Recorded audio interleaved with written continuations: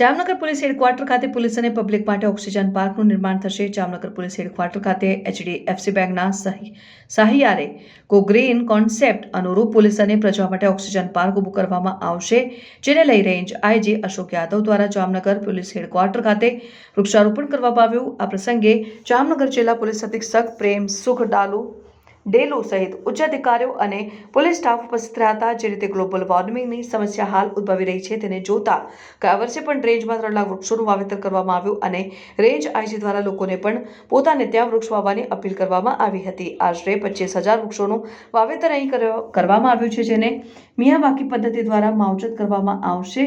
Reporter Sanjeev Rajput સાથે Satyamev Jayate, live news, Jamnagar. તમે શાંત પડો તો પછી બોલો। ઓકે જી સર।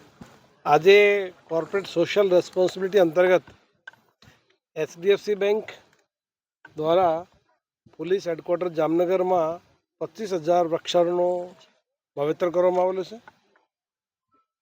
25,000 વૃક્ષોનો 3 વર્ષમાં અહીંયા સરસ મિયાવાકી ફોરેસ્ટનું નિર્માણ થશે અને જામનગર પોલીસ માટે જામનગરની પબ્લિક માટે ખૂબ સરસ મોટી સંખ્યામાં વૃક્ષો અહીંયા 3 વર્ષ પછી વાવેતરમાં જોવા મળશે।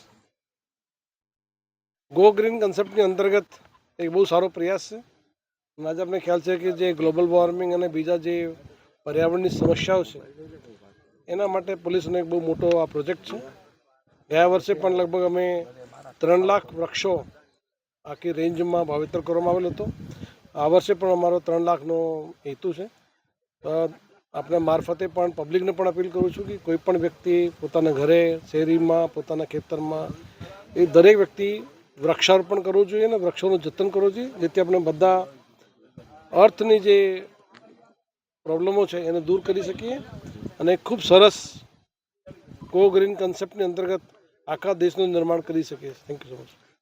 બીજા કોઈ આ માટેના પ્રોજેક્ટ આગામી દિવસોમાં 10 નવા પ્રોજેક્ટને સૌથી મોટું કોઈ પાર્ક માટેનું આયોજન ભવિષ્યમાં બીજા બેંકો પણ આ ફિલ્ડમાં આવશે તો અમે લોકોને રિક્વેસ્ટ કરશું કોઈ પણ અમે લોકોને જમીન આપીશું અને પોલીસ હેડક્વાર્ટરની જે જગ્યાઓ છે એ જગ્યાઓના અંતર્ગત એ વૃક્ષારોપણ કરી શકે છે।